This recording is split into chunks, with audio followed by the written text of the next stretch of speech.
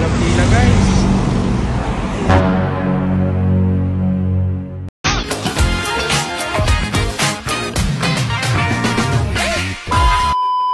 Hi guys, for today's video, tara puntahan natin yung isang coffee shop na nagtrending sa may Dagupan City. Syempre para hindi kayo mainip, fast forward na natin.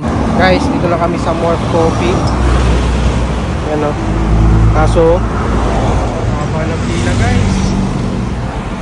Haba ng pila. Syempre carry lang yan kahit mahaba yung pila. Hindi naman kami nagmamadali at gusto talaga naming matry yung mga ilang pagkain nila dito. Kaya naman pumasok na kami dito sa loob at pinapila ko na nga si Mami at si Nanong para maka-order at makahanap na din ng pwesto. At habang nakapila nga si Nanong at si Mami ay nag-ikot-ikot nga ako dito para makita kung gaano kaganda nga dito sa Morph Coffee. Yes guys, sobrang instagramable dito. Ang gandang mag-picture-picture, mag-video. Talaga namang mapapawaw ka sa setup na ginawa nga nila dito. Meron nga pala kayong mga choices kung saan ninyo gustong mag-stay para i-enjoy yung mga pagkain na in-order ninyo. Tulad na nga lang dito sa kanilang second floor na merong fresh air at ganito nga ang magiging view ninyo kapag dito kayo pumwesto. Kitang-kita nyo nga dito sa taas yung kanilang glass dome na sobrang daming ilaw sa loob. Meron din sila dito mga air condition area kung gusto mo naman at para kang nasa hotel o resort ang vibes. At dahil nagkaroon ng bakante dito sa loob ng dome, kaya naman dito na lang ang pinili nga naming pagpwestuhan. Mapapawaw ka na lang talaga sa ganda ng interior design dito sa kanilang glass dome. At eto nga pala guys yung aming mga in-order sa kanilang mga menu. Medyo pricey ng konti pero sa tingin ko sulit naman.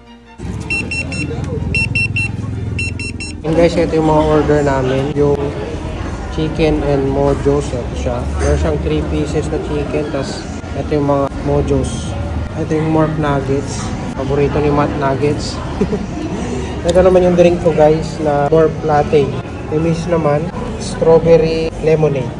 Bali to follow pa yung 10 inches na 6 cheese. Then guys, nakuha na din natin yung pizza na 10 inches na 6 cheese. Kaya na tayo.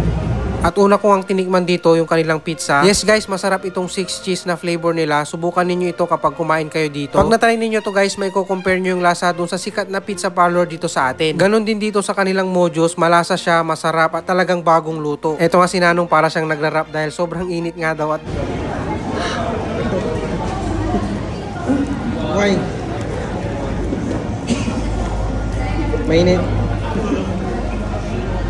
Etong kanilang chicken fillet naman ay crispy sa labas pero juicy sa loob at tender. At mas nagle-level up yung lasa ng chicken fillet kapag sinawsaw nyo dito sa mga sauce na kasama. Pagdating naman dito sa kanilang drink na in-order ko na Morph latte, malalasahan mo yung creamy tapos yung sipa ng kape pero medyo matamis siya. Hindi ko lang sure kung pwedeng ipa-less sugar kung sakaling mag-order kayo doon sa cashier. If ever man na pwedeng ipa-customize yung level ng sugar, mas maganda. Same din dito sa drink ni Mami na strawberry lemonade. Ang ina-expect ko dito medyo maasim siya pero medyo matamis din. Bali guys, disclaimer lang, ito ay base lamang sa panlasa ko. Overall experience naman namin dito sa Morph Coffee guys, sobrang nasulit namin yung pagpunta dito at na-enjoy yung kanilang mga pagkain. Lalong-lalo na nung gumamit kami ng kanilang comfort room na bukod sa malinis, mabango ay high-tech na nga sila. Promise guys, first time ko maka-encounter ng ganitong high-tech na CR. Kaya guys, kung naghahanap kayo ng coffee shop na kakaiba, instagrammable yung kanilang venue at setup, I recommend Morph Coffee. Located sila sa Bulusan District, Dagupan City, Pangasinan. Pwede nyo rin i-search ang kanilang location sa Google Map para hindi na kayo mahirapan kung paano pumunta dito. Siya nga pala 24/7 silang open kaya anytime pwede kayong pumasyal dito sa kanilang coffee shop. Paano guys, hanggang dito na lang muna ulit ang video natin. Thank you for watching. Stay safe, ride safe, and peace out.